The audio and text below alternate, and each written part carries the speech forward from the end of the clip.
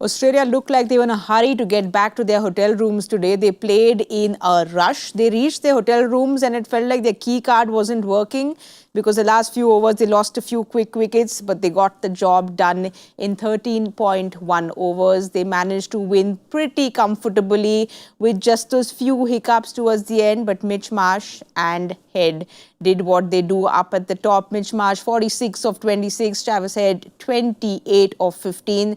Josh English got those 20 runs as well, and they had a very comfortable win. We are back at Cricbuzz Live. I've got Zach and DK with me. Zach, very comfortable. They made it look like they were playing on another pitch. They came out, attacked the bowlers from the word go, didn't let the bowlers settle at all with their line and length. They did pretty much everything correctly today. Yeah, I mean, the scoreline is suggesting otherwise. Yes. If you've just seen the scoreboard, you'll think, oh, maybe it was a close game or India managed to get those wickets. But it didn't look like that. It didn't feel like that when you were watching the game.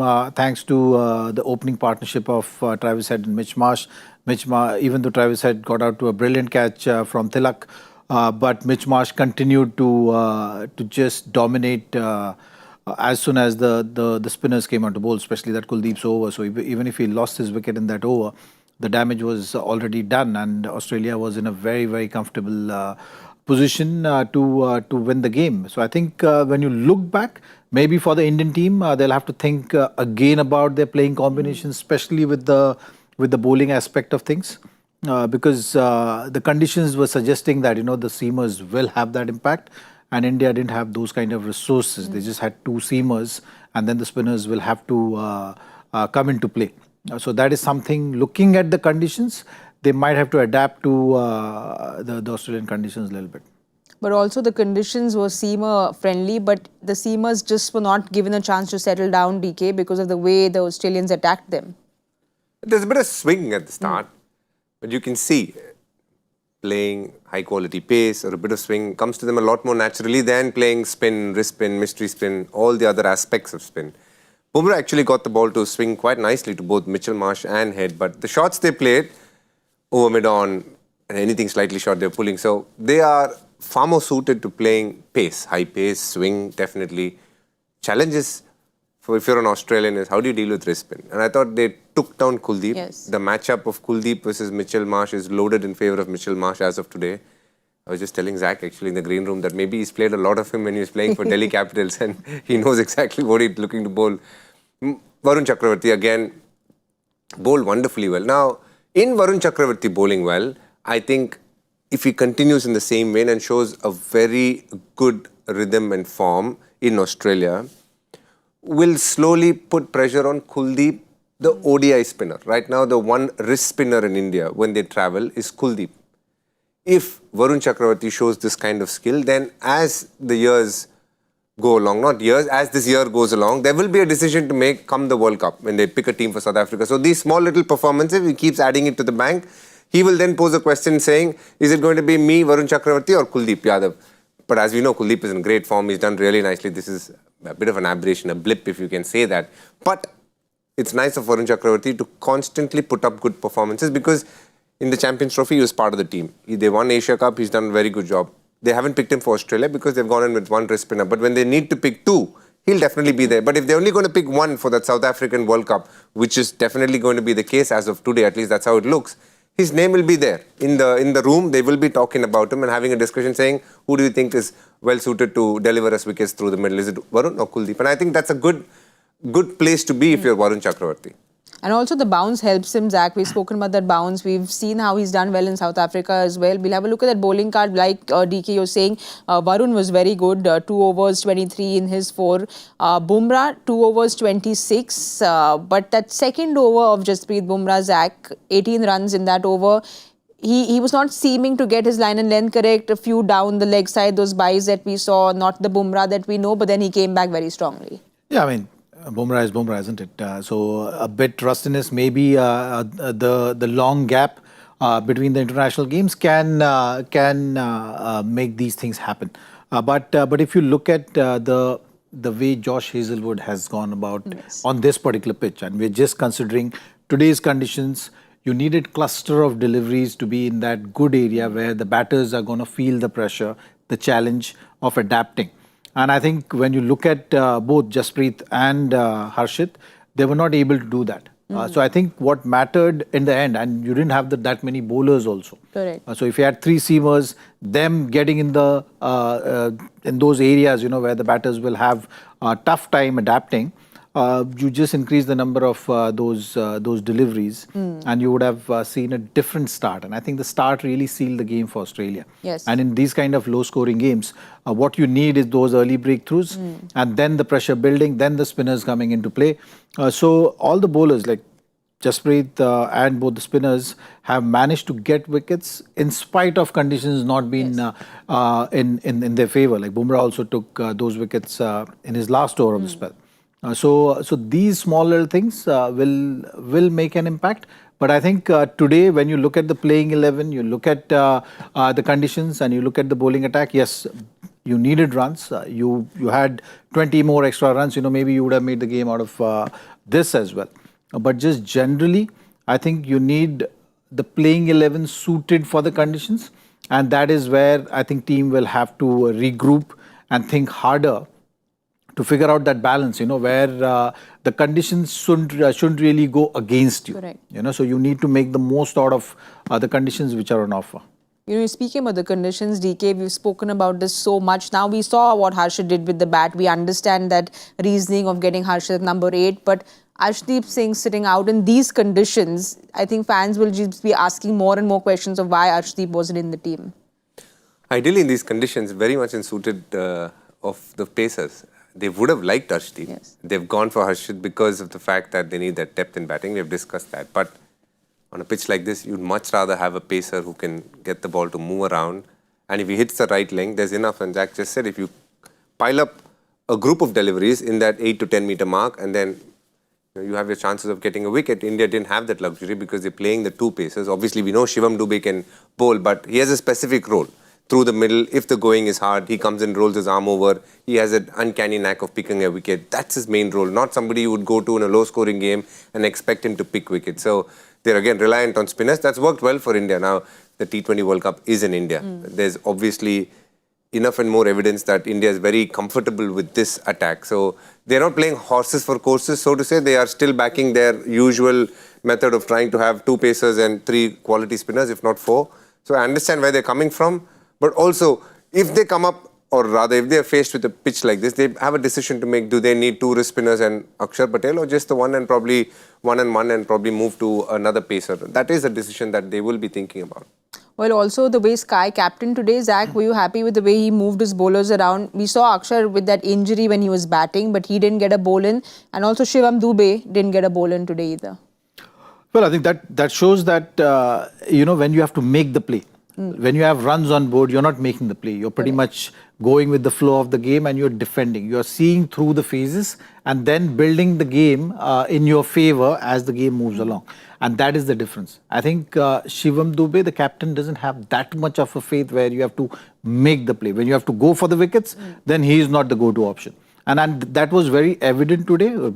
Provided what was the condition on offer, defending just 125 runs, Surya looked comfortable. I think generally he's got a good feel of the game. He will do the best he can with whatever resources he's got at his disposal. You've seen as Mitch Marsh got out and Tim David walked in, straight away he had the short leg that resulted in wicket as well. Varun creating that opportunity. You've seen short mid-wicket. You've seen, all the fielders are in aggressive catching positions, trying to do the best what you can. So I think, from captaincy point of view, I think he's seasoned enough player and an experienced captain to know the pulse of the game and do the best in a particular situation. I mean, this is their third loss in 31 games. Yes. So it's quite a record to have a T20 format. You can ask anybody. And in this format, the most fickle one of them all, because anybody can upset a team on a given day, to have a record which is 28-3 in your favour is quite the record to have. And he's been very clever. I remember in Sri Lanka, he came to bowl the last over. So he has a pulse of the game, which is what Zach is... No, I was just talking about today's game and the way he used his resources, because we know the record is in favour of how well he's done Surya all along. But I think he had two two throws of the dice. One was Bumrah picking up early wickets, and then a bit of Varun Chakravarti to the middle. Once that first part of that puzzle didn't happen, the game is done and dusted there. And so I believe that there's not too much to judge him for today. He bowled his 4 best bowlers. In a way, he's showing us the pecking order as well. That's, I think, how he looks at the bowlers. It's quite interesting. But DK, also the way Australia batted, because the way Mitch Marsh came out, the way Head came out, we spoke about how people are wanting to go and attack Bumrah, and that's kind of what they did today as well. Travis Head hasn't been in the greatest of form, but he still backed his attacking play and went ahead and played the way he knows how to play. And of course, Mitch Marsh, once he hits it, it stays hit. 46 of 26 again. Everybody wants to attack Bumrah. Yes. Anybody in a T20 wants to go out there and get the team off to a good start. And everybody wants to attack, but to attack him, you need skill. Mitchell Marsh and Travis Head, extremely skilled, so they were able to do it today. A lot of players in world cricket, actually openers, will want to take down Bumrah. It's not happened too often. Yes. There are not many people who can boast saying, I have constantly taken down Bumrah. So over the years, there will be certain batting units which obviously put pressure on you. And I think Travis Head and Mitchell Marsh is one of those batting units. If they get going, they can definitely put pressure on not only Bumrah, most spacers. But against India, the challenge is, it's almost a given that Bumrah, if you can take down, the rest of the power play feels a lot easier. So there's that much more pressure on him, which he's held on to for a period of time. And I'm sure today was, as Zach said, one bad over, 18 runs. But the other overs, if you see, in the 3 overs, he's given 8 runs. And he's picked up 2 wickets. So I wouldn't read too much into the situation, because as a bowler, you try that much harder for wickets in a in a low-scoring game. You want to try and get your team off to a good start by picking up a couple of early wickets. In an ideal world, that happens. You just try and do what the wicket asks you to do, which is to bowl in that length area and be patient. Bumrah, obviously being Bumrah, went for that swing. You can see his urgency when he's bowling a booming outswinger, and the next ball he follows it up with an in-swinger, means he wants to create things in a hurry. He's not willing to build it up. Am I right, Zach, in saying that? I mean, low-scoring games, that's what happens, and that's exactly what I was trying to say about how the team is looking at it. Based on the conditions, you will have to alter it a little bit. You are forced to do certain things when you are playing a low-scoring game. The desperation is going to creep in if you don't get that early wicket. Correct. And that is something which was visible, I think. When you have someone like Jasprit Bumrah who is leading the bowling in a low-scoring game, he knows that everyone is going to look at him. Yes. Setting that tone and shouldering that responsibility. So you can get desperate at times. But also you spoke very highly of Mitch Marsh yesterday. I think he was your player to watch out for today, and he's come out and shown his flying colours, because he's someone who strikes it really big. He knows how to get those runs very quickly, which he did today, DK. I mean, if you look at that graphic in that photo, look at his forearms. If that doesn't hit a 6, I don't know what else will. That is just pure muscle. Protein is high in his intake, I'm sure, but jokes apart, he is actually upped his game in the recent past. IPL was a small little example of he showed how powerful he can be up the order. But for Australia, from the moment he's taken over captaincy, he's been very consistent. He batted 3 in the last World Cup because of the fact that Warner was opening with Head. But now I think he's settled into his favourite position in T20 cricket, which is playing in the power play at opening the innings. And he is been consistent. He's hard to bowl to. They always said he has vulnerability against spin. Yes. But he's actually overcome that quite nicely. You can't score 700 runs or 600 runs in IPL without playing spin in the power play. He has definitely worked within his game what it takes to attack a spinner. At times, maybe he plays this odd single, expects his partner to take spinners down. But in a lot of cases, he himself puts pressure. I've seen Aiden Markram and him when he opened. They put immense pressure on the spinner. It's not that easy to bowl to him. Yes. It's not like you can just come roll your arm over and Mitchell Marsh will just play a couple of defense. He is aggressive, he's attacking, and he has a good game plan. Mind you, as a pacer, if you bowl short to him, you might as well walk up to deep square and get the ball yourself, because it's going a long way. Yes. Born in Perth, he's a strong player of the pull. They're terrific. I'm a big fan of him because I think he brings a certain warmth to captaincy as well. Easygoing, the way he speaks is very humorous in his press conferences. Got a light way of handling heavyweight objects like captaincy, and I like that about him. Well, he doesn't seem very easy when you have to bowl to him at all. He might be easy as someone who speaks in post-match presentations. Zach, as a bowler, when you have to bowl to him, clearly no bowling that short one, but he seems to read the length very easily and kind of adapts his footwork very easily when he's reading length. And in this format, you've seen that, generally bowlers They tend to be on the shorter side, like 6 to 8 meter length is something which all the bowlers talk about. As batters are prepared to take the players on 30-yard circle, so that really suits his style of play. He's born and brought up in an area where the bouncy pitches are a norm, and he's just so comfortable playing them. So anything which is pitch short, he's able to take it on the onside. He's got tremendous power. And enough power to take on the bowlers when it's slightly pitched fuller as well. And anything which is in the stumps, he's very strong. So I think what's happened right now, because he's settled in his role, and you can see that there's calm demeanor around him right now when he's approaching the game.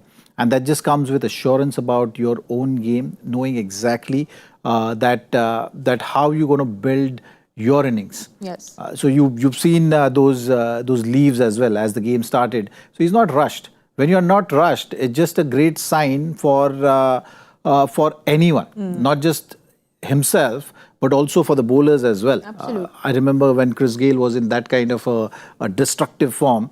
When he used to leave, that time also bowlers used to think, oh, today he's leaving. That means he's seeing the ball well. So I think Mitch Marsh is going through that kind of a phase. And putting doubt in all the bowlers, making them feel the pressure when they're taking that run up. It's quite a formidable opening combination. Absolutely. Both of them. Marsh and Head, both very hard to bowl to. As a bowler, you got to feel for them because margin of error is very little on that pitch. And both are very different players. One is very good, comes inside the line, likes the pull. Other one stays beside the line, plays very. It's a hard opening combination to bowl to. Well, Zach said that he's looking very assured. Mitch Marsh is not the only one who's looking assured. I think the whole Australian team looked very assured today. 3 more T20 Is to follow. From here on, India and Australia move to Hobart, which happens on the 2nd of November, then the Gold Coast and then Brisbane. Zach, you've played quite a bit of cricket at the Hobart. What can we expect there? More spinner-friendly tracks and not so much bounce? I think it's a great pitch to bat on. Not great news for the bowlers. One of the few Australian pitches where you can actually have not that extra bounce, just about right bounce for batters to take advantage of. So I think it's going to be a high-scoring, high power-packed encounter that day. That Belrive Oval is the ground. I remember it for Virat Kohli taking down Malinga in that series. Smashed it. So, in 40 overs, they chased on quite a tall score. So, sure, it's a great batting pitch also. Well, the next game, like we spoke about, happening on the 2nd of November, the third T20I when India take on Australia at the Hobart. DK, any changes you feel? We spoke about the conditions. Clearly, Zach is saying it's a more batter-friendly condition. So, again, that Arshdeep question, do you see him coming in or they stick with the same unit and not move things around? I think they'll stick with the same 11. I don't see them changing. More so the fact that Harshit Rana has batted well will validate that decision even further. And if you look at this team that they have depth in bowling and there's the wrist spinners that they back. And you almost feel if the pitch is very flat, India back their spinners more than their pacers. So they might end up playing the same 11. And of course, unless Akshar is not entirely fit, do you see Washington Sundar coming in for Akshar? Maybe a forced change might open up that discussion, and then whether Arshdeep comes in that place is something which we have to wait and watch. Again, the emphasis has been generally on having someone who can contribute with the bat. Then maybe Washington will get that nod. It should be a purely condition-based call, I feel. Correct. If the conditions are in favor of batting, which it will be most likely, then I don't see any changes. Even if the temptation is there on the hindsight, in this game, maybe they should have been proactive in terms of reading the conditions. But the next game shouldn't be a knee-jerk reaction to what's happened in today's game. So even if there is a temptation of bringing in Arshdeep, if the conditions are in favor of batting and it's look like a flat deck, then maybe going in with a similar combination will be fruitful is what my guess is. DK, Zach, with the Indian combination, who's going to play, not play, there's so much discussion around it the last couple of years because there's been so much movement in that 11, even in that batting order. Shivam Dube wasn't gotten to bowl today, especially it's a low-scoring game. But do you see Rinku coming in instead of Shivam at all? No. I think the producer is badgering you, asking, "Pucho, Shivam Dube khel rahe ki nahi?" No, I just feel that you've been speaking about batting depth. You're playing Shivam also because he gives you those 2 overs with the ball. Today's game is an anomaly, Yeah. Sammy. It's not too often that you 40 for 4 and 125 all out. In a normal game, you set up for a 180, 170, these kind of games. Shivam Dube has a role to play with the ball. If suddenly there's a few good overs, they'll come in to break that whole rhythm of spin. And with the bat, they'll probably use him when Matthew Kuhneman is bowling. Today, they kept bowling Mitchell Owen, Marcus Stoinis. They had one more pacer, they would have bowled that also. It wasn't there. So today is not the game for them to choose 11 based on what happened today. As Zach said, let bygones be bygones. They'll see the pitch. If it's suppose a green pitch, then I'll say definitely Arshdeep Singh. It makes sense to bring in Arshdeep Singh for one of the wrist spinners. Or, one of the wrist spinners. But other than that, if it's a good flat pitch, you can be rest assured it'll be the same 11. Shivam Dube has just bowled the best spell last game against Pakistan in the Asia Cup final. So he definitely has a role to play. And I believe you need to back players. Today is a kind of game where you just say, it's okay, done, let's go sleep over it. We ended up getting 6 wickets, which is good. But let's go on to Hobart and then let's do... I'd play the same 11. I'd expect Gambhir also to almost play the same 11. Well, Zach, for Australia, it can't be the same 11 because there is no Hazelwood. India playing 11. They have to have that forced change. Like DK was saying, England's going to be very worried with the way Hazelwood has been playing, and he goes and practices for the Ashes now. So what changes do you see and also Maxwell is available? Yes, there are a lot of terms and conditions there when you're looking at that Australia squad. So you have to really pay attention to that. Maybe, Sean Hobart is someone who will get an opportunity in place of Josh Hazelwood. I know it's only for one T20, but he's been part of the squad, and that's generally been the thought process from Australia's side. We've seen in the ODI as well. Ellis and Bartlett were just shifting their spots in the playing 11. So maybe that kind of a thought process. Glenn Maxwell, yes, he will definitely be there, a part of the playing 11 in place of maybe Matthew Short. Had an opportunity today, couldn't really make use of that. But Glenn Maxwell, as he's available from the third T20, I think that should be a straight swap. DK, for you feel Maxwell comes in for Short, and maybe Beardman comes in. He's also a right arm quick. I'd be surprised if Mali Beardman comes in. He's an under-19 player who's done really well for them. He got fast-tracked into BBL, bowled quite nicely there. Now, Ben Dwarshuis and Sean Abbott have been there for long. Yes. It's about what is the spot that they're looking to fill. Dwarshuis does more of a job up front with the new ball, swings the left arm pacer, swings the ball back in. Sean Abbott, somebody who's got experience, can bat a bit as well.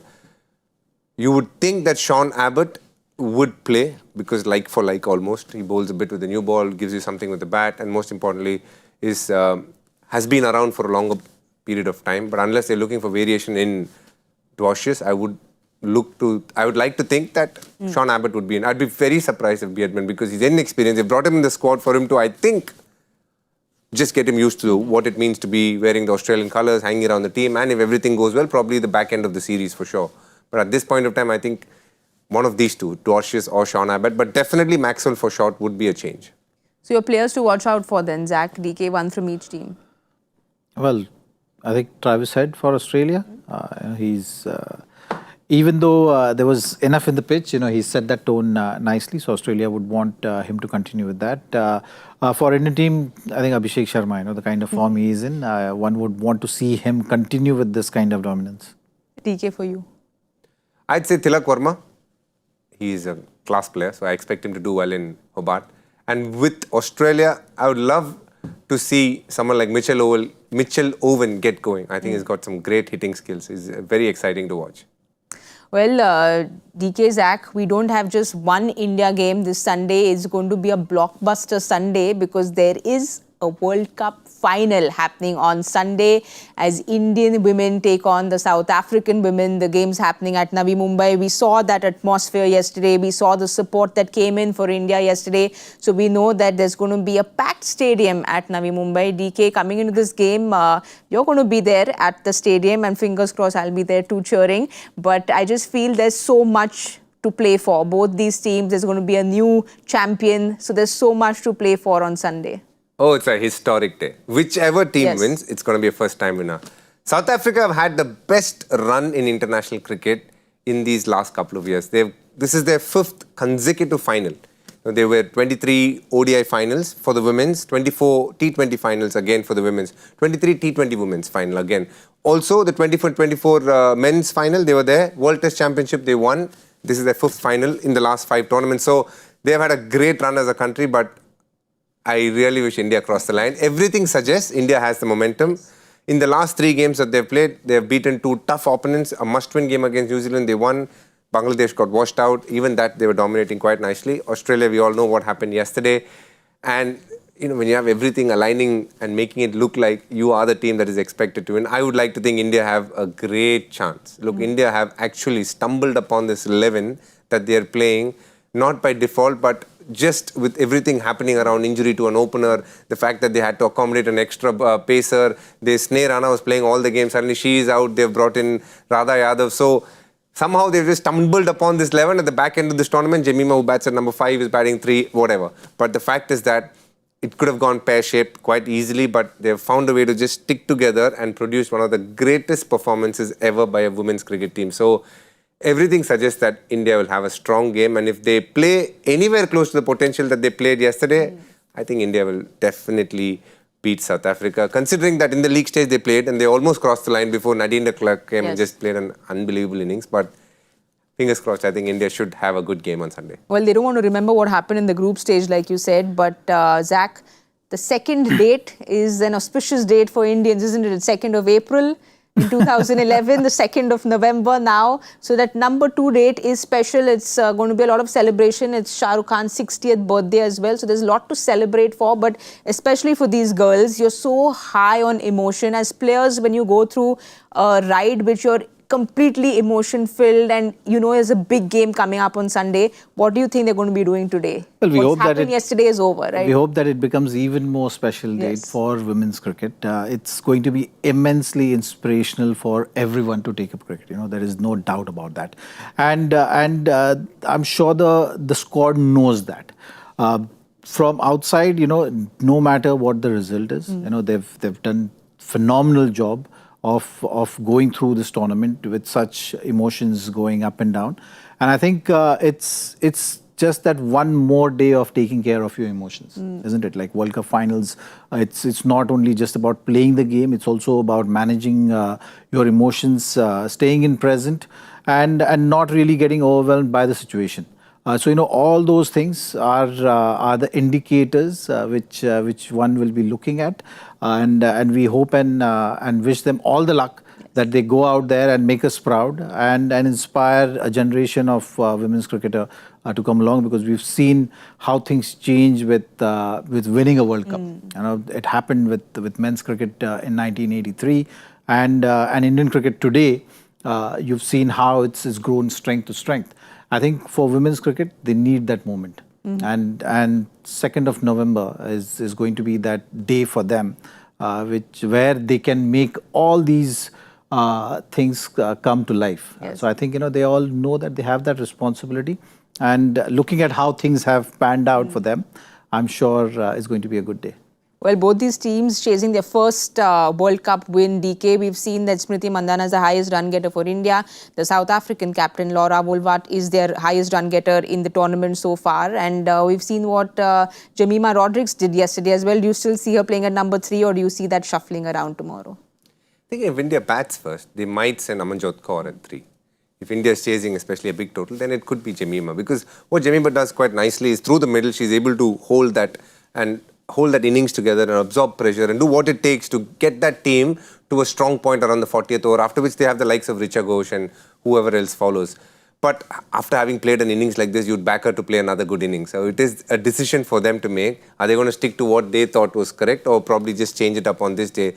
But come what may, I think India are in a good space. For them, just like what Zach said, I think it's all about channelizing your energy and controlling your emotions, because there's going to be a lot of distractions, none that they would have ever experienced. They've been to a World Cup final before, but this is this is a home World Cup final. So much of attention, eyeballs, spotlight, everything is on them.